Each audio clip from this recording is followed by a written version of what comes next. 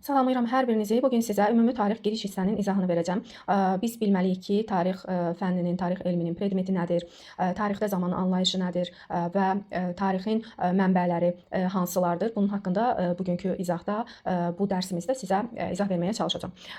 Baxırıq, tarix elminin mahiyyətini anlamalıyıq əvvəlcə. Tarixin predmeti nədir? Tarix keçmişi öyrənən bir elm sahəsidir. Historiya, yəni sorğu, araşdırma nəticəsində əldə edilən biliklərdir bunlar. Tarix keçmişdə insanların həyatında hansı hadisələrin baş verdiyini tədqiq edir və onların həyatının necə dəyişərək indiki şəklə gəlib düşdüyünü izah edən elm sahəsidir.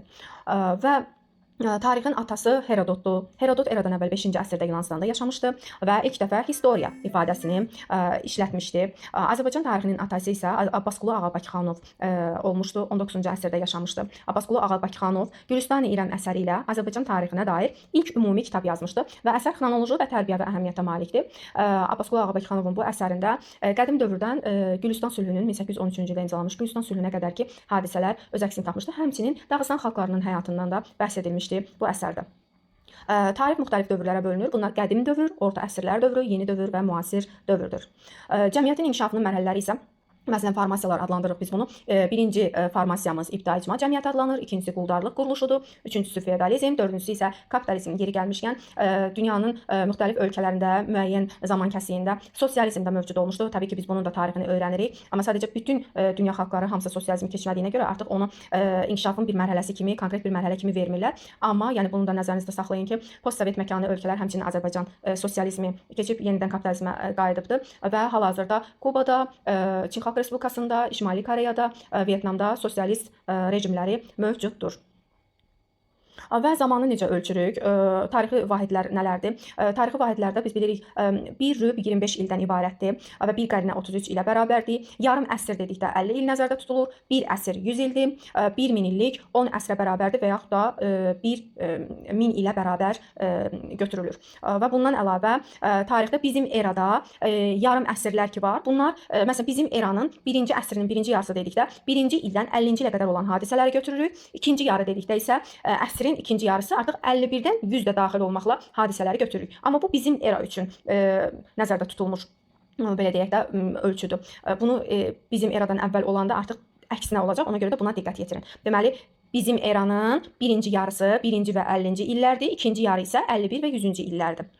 Və bizim eranın rübləri isə 1-ci rüb 1-ci 25-ci il, 2-ci rüb 26-cı ildən 50-ci ildə daxil olmaqla, 3-cü rüb 51-ci ildən 75-ci ildə daxil olmaqla, 4-cü rüb isə 76-cı ildən 100-cü ildə daxil olmaqla hesablanır.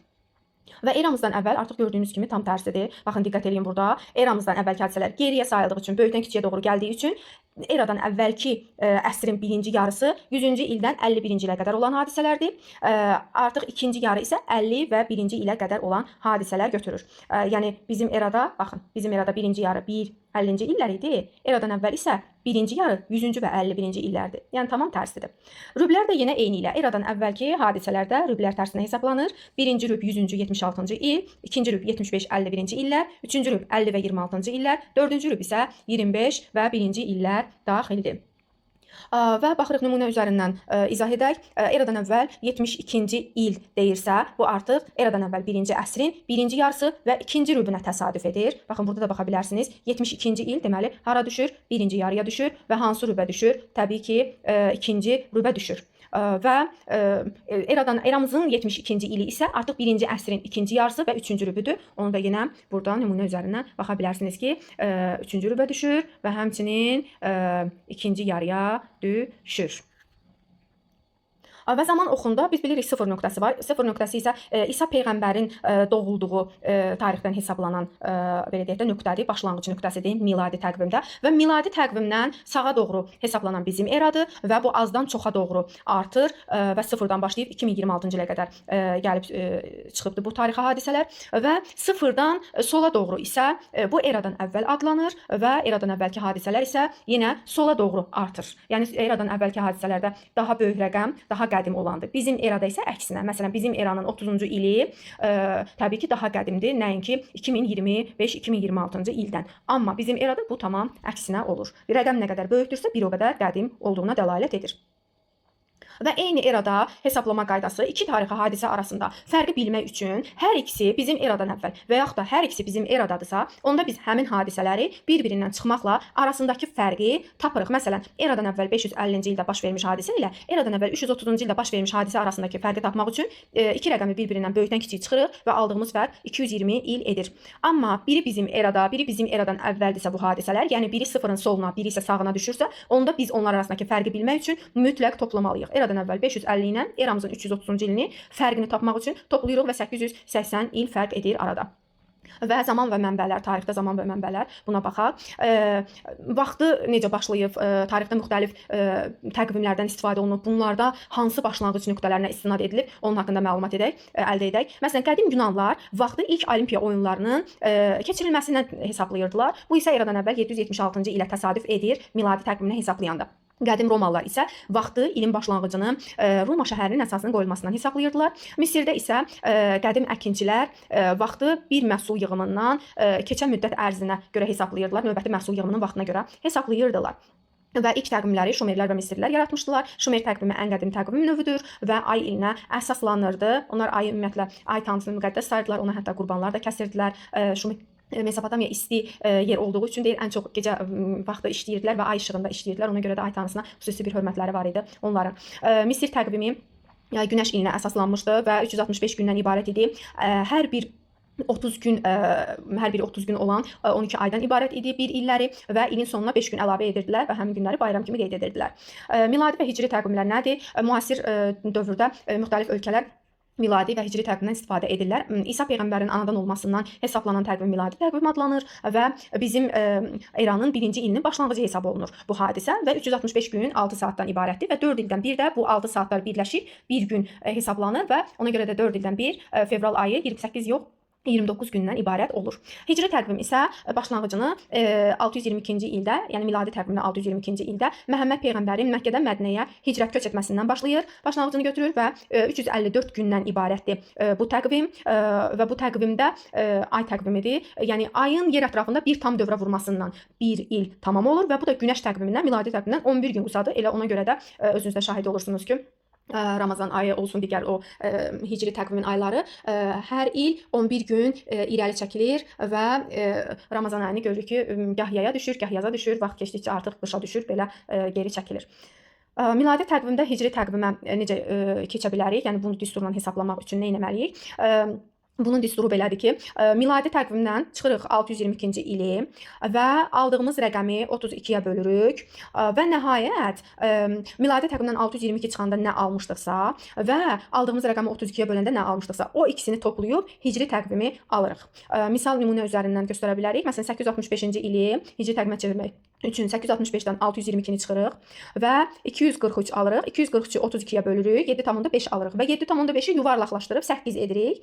Və bundan sonra artıq aldığımız o 243 və bölgü zamanı əldə etdiyimiz 8 rəqəmini toplayırıq və 251 bizim cavabımız edir. Deməli, miladi təqvimdə 865-ci ildə baş vermiş hadisə hicri təqvimin 251-ci ildə baş vermiş hesab olunur.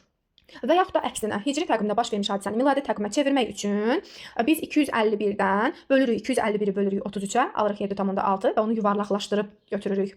A rəqəmini əldə edirik. 251-ci ildən isə 8-i çıxırıq. Bu da edir 243 və 243 ilə də 622-ni toplayırıq biz. Çünki 622-ci il bilirik ki, hicri təqvimin başlanmağı tarixidir və düzgün cavabımız olur 865-ci il.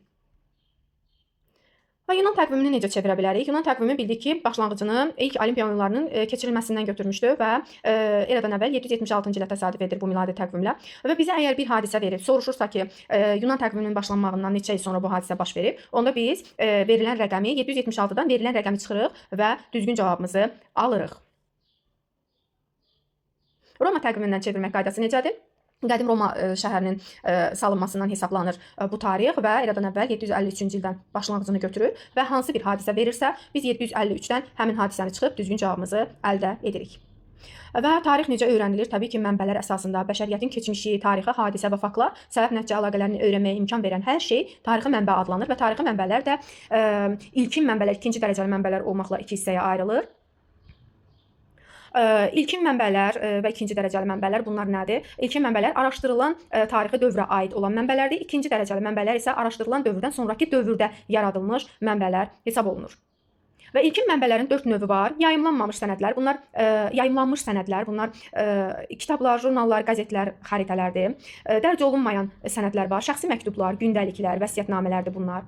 Və səsli vizual sənədlər var. Fotoşəkillər, filmlər, rəsmlər, səs yazıları bu mənbələrə daxildir. Qalıqlar və yaxud da artefaktlar isə duluzçuluq məhsulları ola bilər, geyimlər, tikililər, silahlar və s. bu mənbələrə aiddir.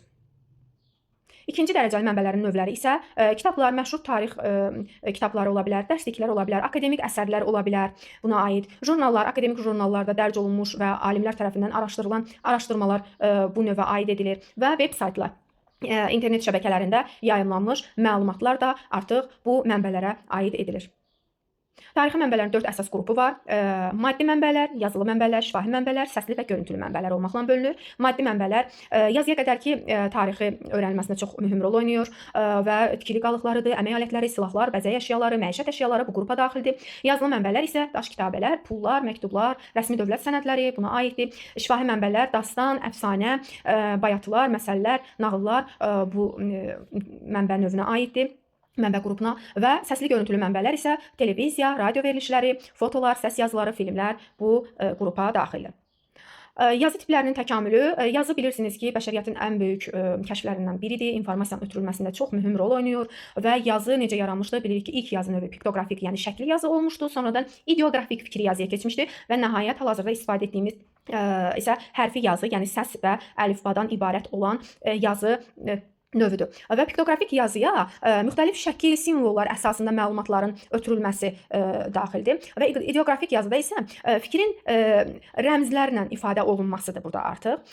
Və hərfi yazı isə səslərin konkret hərflərlə ifadə olunmasıdır. Və müasir əlifbalardır bu. Ən qədim əlifba Finikiya əlifbasıdır, amma orada sırf samit səslərdən ibarət olmuşdu. Və Finikiya əlifbası əsasında qədim Yunan əlifbası və Yunan əlifbası əsasında isə Latın əlifbası, Kiril əlifbası yaranmışdır və hal-hazırda biz istifadə etdiyimiz əlifba Latın əlifbasıdır.